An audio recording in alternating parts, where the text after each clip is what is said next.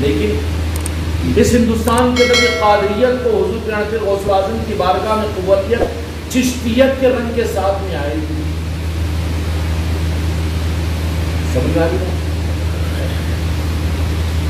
ایک ہوتا ہے کالج اور ایک ہوتا ہے ہاسٹل. ایک ہوتا ہے کالج، ایک ہوتا ہے ہاسٹل. کالج الگ ہو سکتا ہے لیکن ہاسٹل میں نہیں دیکھا جائے گا کہ وہ کالج کا ہے کیا. ہاسٹل تو ہاسٹل ہے، وہاں پر اب میں وہ فلاں کالج کا، میڈیکل کالج کا. پھر ہاسٹل کون سا؟ ہاسٹل یہ اس میں رہنا ہوں، مکرم جانے وہ مکم جانے. تو بولے کہ اس میں کیوں نہیں رہے؟ نہیں، وہ کالج ہے. تو ہندوستان کے اندر میں جو اولیاء کے اور سلاسل ہیں، چاہے رفائی ہو، چاہے وہ نقشبندی ہو، چاہے قادری ہو، سہروردی ہو، کوئی بھی اور سلاسل کے ہو، لیکن ہاسٹل تو خدا کی قسم صرف غریب نواز کا ہے. یہ ملک کس کا ہے اور کنہوں نے عطا کیا؟ مالک کائنات دو جہاں کے مالک میرے مصطفیٰ محمد رسول اللہ نے عطا کیا ہے. تو یہ اولیاء سے گمان کیا سکتے ہیں؟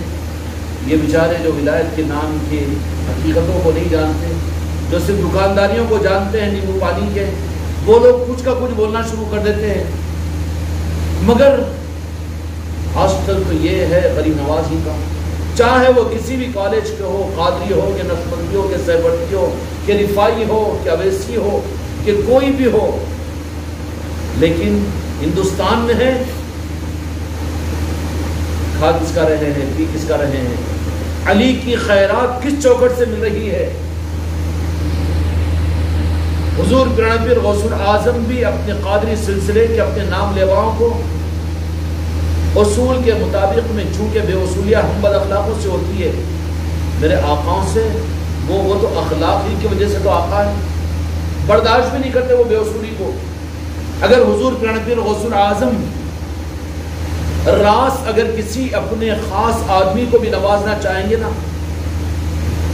پابند نہیں ہے، وہ ولایت کے امام ہیں وہ، لیکن اس ملک کے اندر میں چونکہ اس ہاسٹل میں ہیں تو جو بھی نوازش کریں گے چوکھٹے غریب نواز اور اجمیر سے کریں گے وہ. اور جو اس گمان میں جائے کہ ہم رفائی ہے اور ہم قادری ہے اور ہم اویسی ہے اور ہم یہ ہیں، ہم جنیدی ہے اور ہم قادری ہے، ہم نقشبندی ہے، تو پھر میری یونیورسٹی نہیں چلتی. یہاں پر ہاسٹل ہے، یہاں میرے لیے غذا جس ہاسٹل کی وہ ہاسٹل، اس ہاسٹل ہی سے میری غذا کا نظام چلے گا. دنیا کے کل اولیاء بھی اپنے اہل سلاسل کو بھی جس چوکٹ کے توسط اور وسیلے سے نوازیں گے وہ غریب نواز کی چوکٹ ہے. اس لیے طریقے کیا ہوتے ہیں؟ طریقے یہ ہیں کہ یونیورسٹی کوئی بھی ہو لیکن ہاسٹل تو میرے غریب نواز کا ہے. اس لیے جتنے اولیاء میرے غریب نواز کی آمد کے بعد اس دنیا میں کسی بھی سلسلے کے آئے تو وہ اپنی نسبتوں کے ساتھ نے قادری چشتی رکھا ہے، نقشبندی چشتی رکھا ہے.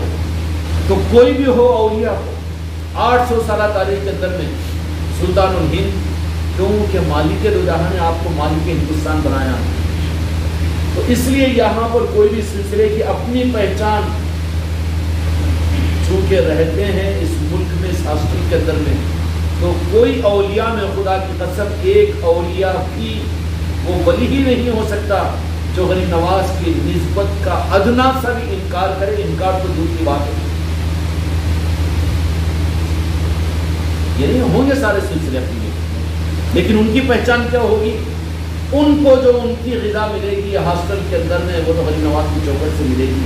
غوث اعظم بھی جو پہنچائیں گے وہ غریب نواز کے واسطے سے. بہاؤالدین نقشبندی رحمۃ اللہ علیہ بھی پہنچائیں گے تو غریب نواز کی چوکٹ سے. اسی طریقے سے جنیدی سلسلے میں بھی جو کچھ بھی جن کو نوازش ہوگی کیا ہوگی؟ اتنا تو اتنا میرے بچوں، غریب نواز کی چوکٹ کے قائم ہونے کے بعد میں حضور پیر غوث اعظم اپنے سلسلے قادریہ والوں کو ہندوستان بھیجا اور پھر واپس نہیں بلایا، بلکہ یہاں پر بھی کہا کہ قادری دولتیں بھی تمہیں ملے گی تو غریب نواز کی چوکٹ سے ملے گی. یہ تقابل تو نہیں ہے نا، کیونکہ یہاں پر اس لیے کوئی بھی سلسلہ یہاں پر ہو لیکن ہاسٹل کس کا ہے؟ چشتی ہاسٹل. تمام اولیاء، اور تمام اولیاء تو وہ ہوتے ہیں، میرے اولیاء کے بارے میں میں کیا کہوں، میرے آقاؤں کے بارے میں چھوٹے سے چھوٹے علاقے کے کسی دیہات کے مخدوم کیوں نہ ہو وہ ان سے اگر غریب نواز کے معاملے میں پوچھیں کہ یوں نہیں دیکھتے یوں دیکھتے ہیں، سلطان الہند ہے، کون ہے اور معلوم ہے اولیاء سلطان الہند کو سلسلے چشتیہ کی وجہ سے نہیں دیکھتے بلکہ راز دو جہاں کے مالک کے نواسے اور شہزادے ہونے کی حیثیت سے دیکھتے ہیں۔ بہت بگاڑ چل رہا ہے ان معاملات کے اندر بھی، اہل طریقت جو نہیں جانتے ان کو اہل طریقت بھی بولے کیسے، لیکن یہ سلسلہ وہ سلسلہ سارے سلسلے علی کی چوکٹ سے ان کے قدموں سے قابل قدر انکار نہیں کریں گے۔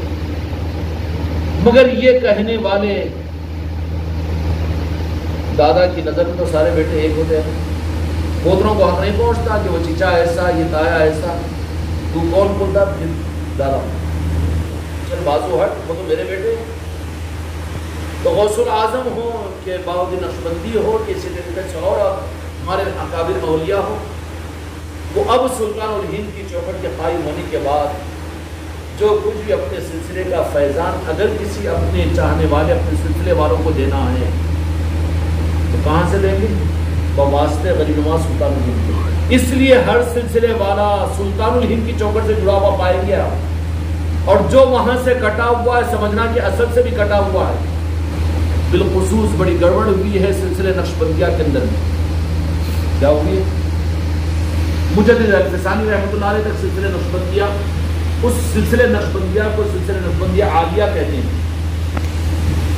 کیا کہتے ہیں؟ ہاں، وہ راز حضور پیر غوث الاعظم کے فیض سے چلتا رہا۔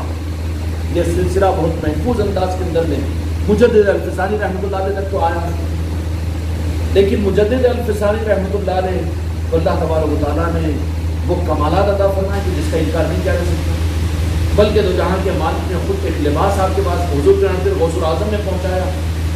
آپ تو اس دنیا میں تشریف لانے سے 100 برس پہلے آپ کے تذکرے اولیاء کے نظاموں میں رہے، اولیاء کے نظاموں میں رہے، اور یہ امانتیں اولیاء اکرام نے حضور پیر غوث الاعظم نے آپ کو ہندوستان کے اندر میں آپ کا لباس پہنچایا اور آپ کو نوازش عطا کی۔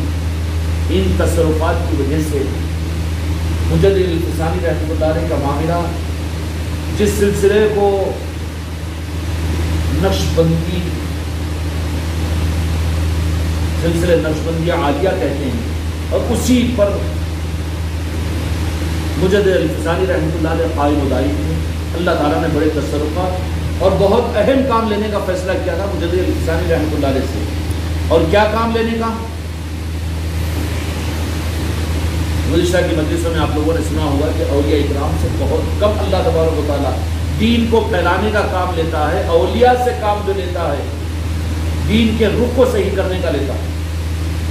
اولیاء یہ تبلیغ کے چکر میں نہیں پڑ جانا، واضح نصیحت کے چکروں میں نہیں پڑ جانا۔ اولیاء کا نظام دنیا میں دین کی ترویج اور تبلیغ یہ کام ان کا نہیں ہے۔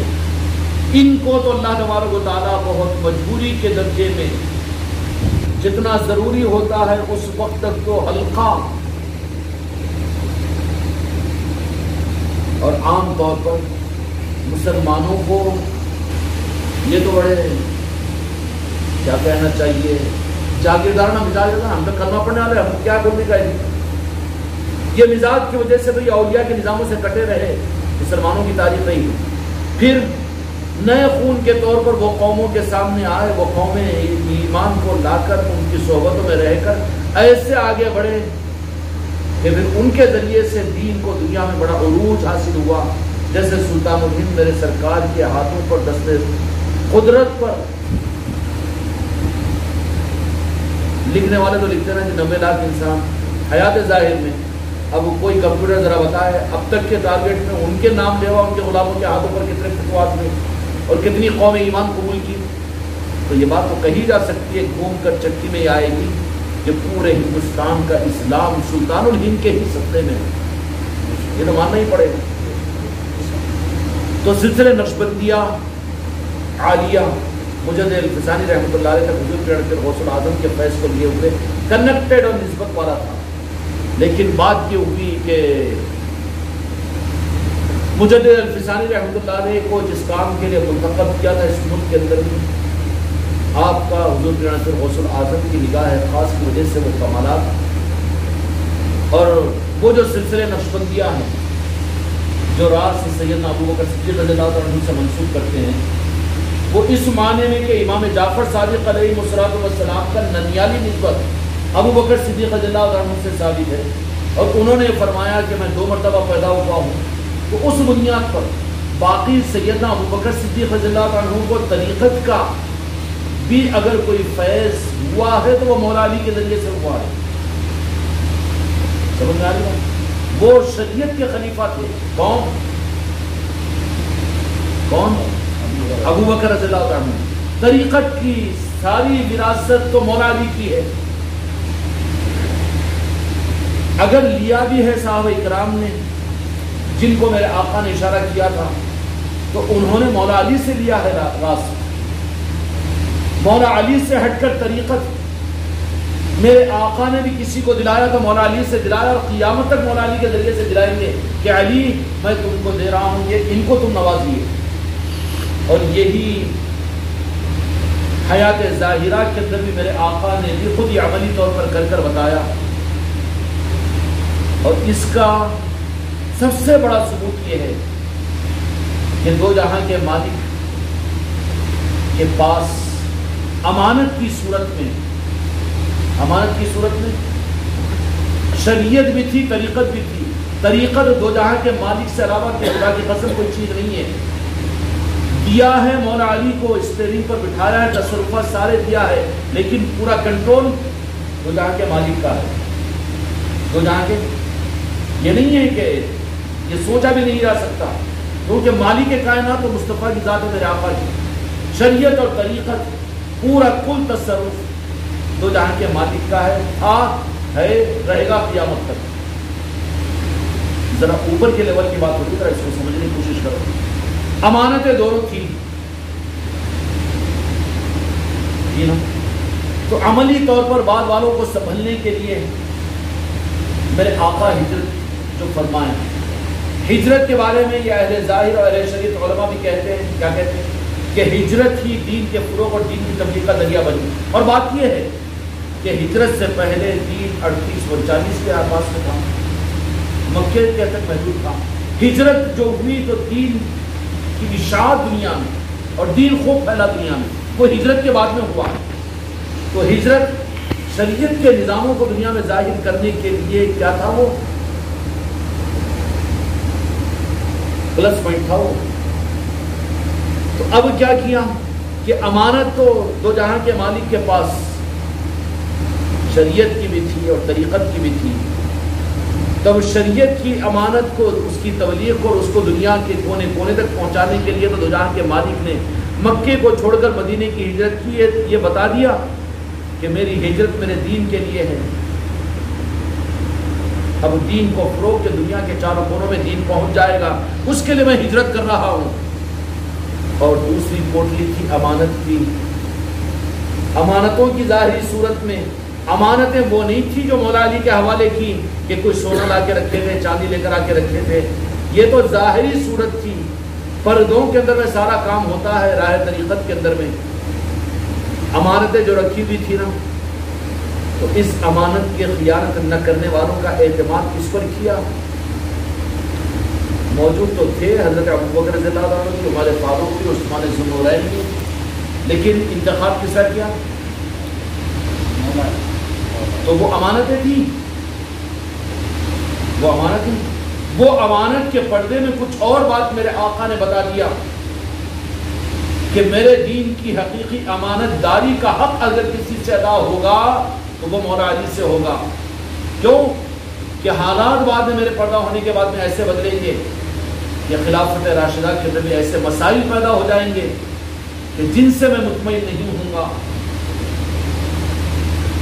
اس کا مطلب صحابہ اکرام پر سب و ستم نہیں ہے، خلفائے راشدین تمام صحابہ بالکل معمون ہیں، ان کے معاملات میں ذری بدگمانی بھی ایمان سے ہٹ کر کفر تک پہنچا دیتی ہے۔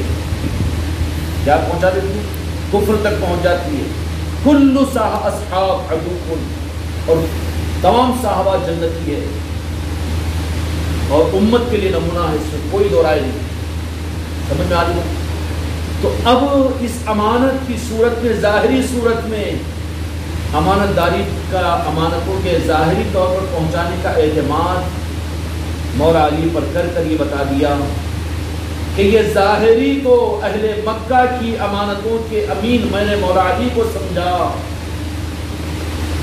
لیکن طریقت کی جو امانت میرے پاس میں ہے اس کی بھی قیامت تک کی اصل امین اور جن پر میں مطمئن ہوں گا اور جن کے حوالے کروں گا، اس امانت کو بھی امانت داروں تک پہنچانے کے لیے مولا علی کا نظام ہے۔ ہجرت کی رات میں وہ امانتیں سونے چاندی کی صورت میں، وہ تو ظاہری صورت تھی، لیکن پیغام دے دیا میرے آقا نے کہ میں نے میری امانتیں جو میرے پاس میں رکھی گئی ہے، نبوت کی صورت میں شریعت کی امانت کی ہے، طریقت کی صورت میں ولایت کی امانت کی ہے، نبوت کی صورت میں جو امانت ہے اس کو پھیلانے کے لیے اب خود دو جہاں کے مالک ہجرت فرما رہے ہیں، مکے کو چھوڑ رہے ہیں، اور پھر طریقت کی صورت میں جو امانت ہے اس امانت کا بوجھ کس پر ڈال رہے ہیں؟ مولا علی پر۔ کس کا انتخاب ہوا؟ مولا علی کا، مولا علی کا۔ میرے مولا ہے وہ مولا کہ جن پر دو جہاں کے مالک نے اعتماد کیا، اور یہ اعتماد نہیں کیا بلکہ یوں فرما دیا کہ جن کا مولا میں ہوں ان کا مولا مولا علی ہے، من کنت مولا ہوں فہو علی مولا۔ مولا آقا پر عقیدہ اور عظمت خدا کی قسم، لیکن مولا مولا ہے، مولا علی کی ذات ہے۔ تو معاملہ کیا ہوا کہ طریقت کی امانت یہ اظہار فرما دیا کہ میں جن کو امانت دار سمجھتا ہوں، اور امانت دار کس درجے میں؟ ان کو سامنے کیا جو امانت داری کے ادا کرنے میں اپنے نواسوں کو کربلا میں شہید کرانے والے ہیں، اپنے شہزادوں کو اور اپنے گھرانوں کو میدان کربلا کے اندر پہنچانے والے ہیں۔ وہ کون تھے؟ آل علی تھے نا، اہل بیت تھے نا، آل رسول تھے نا۔ تو پھر سمجھ میں آ گئی ہجرت کی رات میں امانتیں ظاہری صورت کے اندر میں۔ اس کی وجہ سے صحابہ اکرام رضوان اللہ اجمعین کے اندر میں میرے آقا نے ان چیزوں کی وجہ سے مولا علی کی عظمتوں کو جس درجے میں بٹھا دیا۔ پھر فتح مکہ کا موقع آیا تو اس وقت میں بھی بہت سے موقع پر کہ کل کو میں فتح کا نشان ان کے ہاتھ میں دوں گا تو جس سے اللہ اس کا رسول بھی راضی ہے۔ ہر ایک سوالات صحابہ اپنے دیکھا کہ علی ندائے علی ہے نا، تو بولے کہ وہ ان کے آنکھوں میں چشم آپ کا ہے، ارے بلاؤ ارے بلاؤ، یہاں لنگڑے لولے، یہاں تو ہم جن کو چاہتے ہیں ان کے سکے چلتے ہیں، اس لیے راہ طریقت کے اندر اپنی کمزوریاں، اپنی غربت، اپنی بیماریوں کو کبھی درمیان میں نہیں لانا، یہاں تو جانثاری کا معاملہ ہو۔ کیا فرمایا دو جہاں کے مالک نے؟ بلاؤ علی کو۔ علی کیا بات ہے؟ اچھا پہلے بھی تو بلا کر سکتے تھے نا۔ لعاب ذہن کو لگایا، ہائے ہائے، دو جہاں کے مالک مولا علی کے چشم مبارک کے اندر میں لعاب ذہن کو لگایا۔ کا مطلب کیا ہے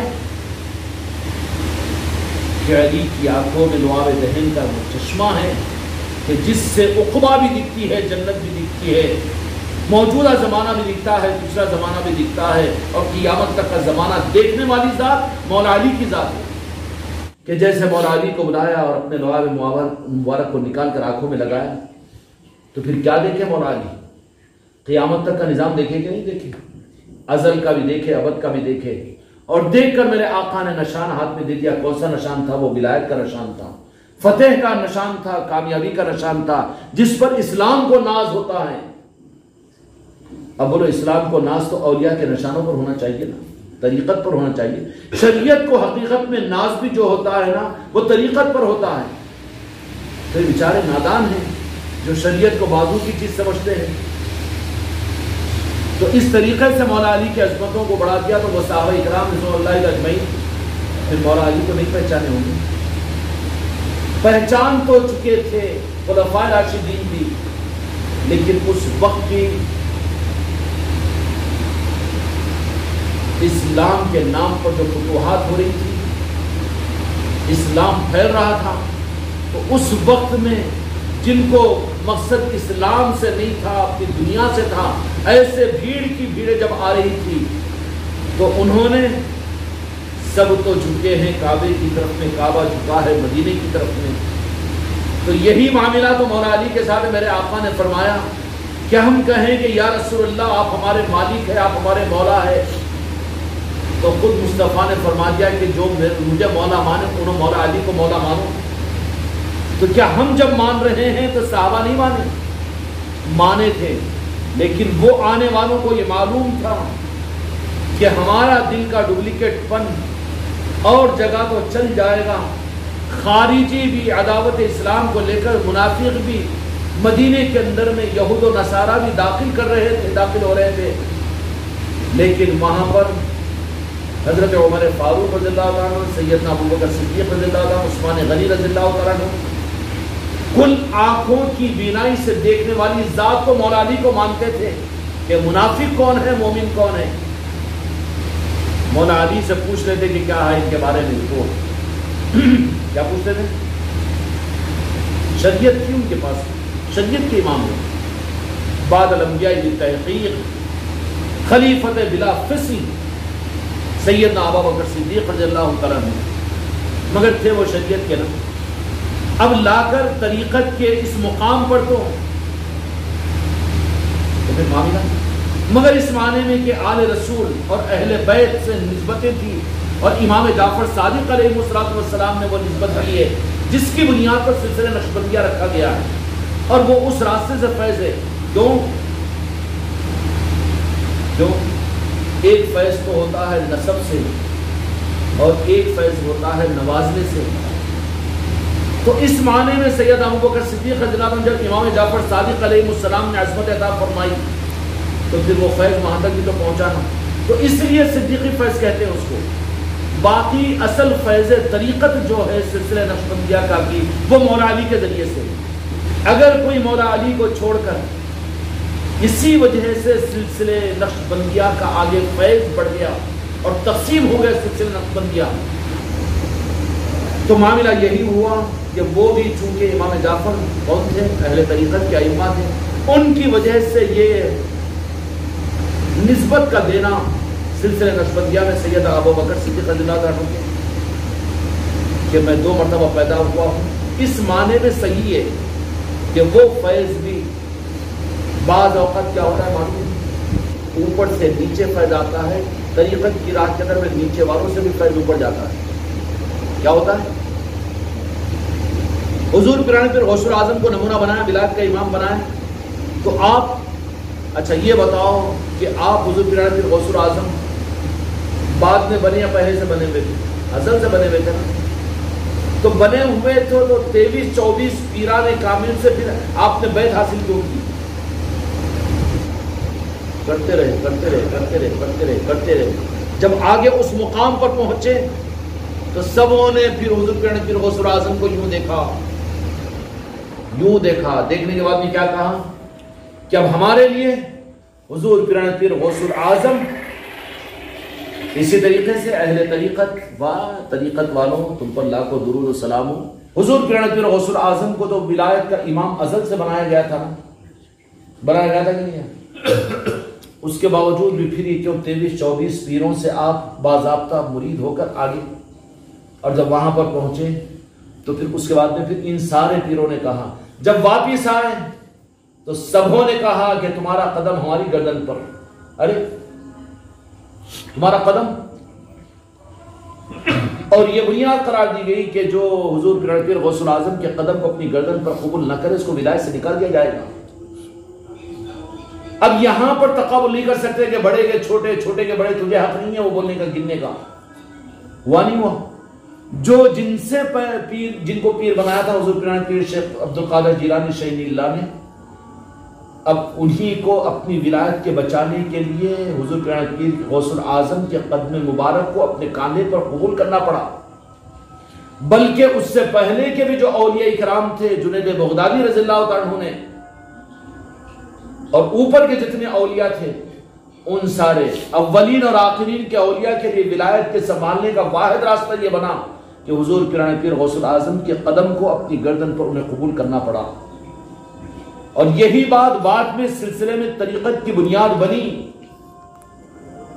بابا فری الدین گنج شکر رحمت و رضوان کس مقام کے کامل، لیکن وہاں پر کیا ہوا کہ صابر پاک نے جب یہ کہا کہ میرے پیر خیریت سے ہیں، تو بابا فرید نے قسم کھا کر وجد میں آ کر کھڑے ہو گئے اور ناچنا شروع کیا کہ خدا کی قسم میں اپنے کو اب تک پیر نہیں سمجھتا تھا، لیکن میرے صابر نے جب مجھے پیر کہہ دیا تو خدا کی قسم آج سے میں پیر ہوں۔ کون ہے صابر؟ صابر پاک تو بظاہر تو مرید ہے نا، بظاہر تو مرید ہے۔ یہاں پر یہ فارمولا نہیں چلتا، کیوں؟ یا جس کو چاہے سہاگن کہلائے، یا جس کو چاہے سہاگن کہلائے، اور جو قبول کر لیا جائے تو اس پیر کی بھی خیریت اسی میں ہوگی کہ جو قبول کیا گیا ہے اس کی قدر کے ساتھ چلے گا۔ سلطان ہند کو اتنا نوازا، خواجہ عثمان ہرونی کے ظاہری فیض کا وہ نظام تھا کیا؟ نہیں تھا، خواجہ عثمان ہرونی رحمۃ اللہ علیہ کا، لیکن ایسے دل میں بٹھایا غریب نواز کے کہ سیوائے دل کے اندر میں مدینے سے آئے ہوئے لیکن اپنے پیر ہی کے نام کو جت رہے ہیں، وہی وظیفہ پڑھ رہے ہیں، کیا کریں؟ اور بل اہتمام تو جب پیرانے کامل ہوتے ہیں نا، جب وہ پیر اپنے مریدوں کو دیانت کے ساتھ وہاں تک پہنچاتا ہے نا، تو پھر ان آقاؤں کا بدلہ یہ ہوتا ہے کہ وہ ان کامل مرید اور خلیفہ کے دل میں ان کے بت خانے میں پیر کی مورتی دکھا دیتے ہیں۔ پھر وہ مرید کہنا شروع کرتا ہے میرا خدا بھی میرا پیر، میرا رسول بھی میرا پیر، میرا غوث بھی میرا پیر، میرا غریب نواز بھی، کیونکہ دل میں مورتی جب دل کو جھانکے گا تو نظر آئے گا پیری۔ سلسلے نقشبندیہ حضور پیرانے پیر غوث الاعظم کے ساتھ جڑ کر رہا اور فیض ملتا رہا، لیکن بعد والوں نے اب اس میں جو مخلصین مریدین تھے، خلفاء تھے، وہ لوگ تو اس فیض کو دیکھ کر مطمئن رہ کر چلے۔ ان کے پاس آج بھی اس لیے سلسلے نقشبندیہ کے اندر میں ایک شاخ جو ہے نا وہ سلسلے نقشبندیہ عالیہ کہتے ہیں، وہ سلسلے میں فیض آتی ہے، اور کیوں؟ کہ وہ حضور پیرانے پیر غوث الاعظم کی وجہ سے۔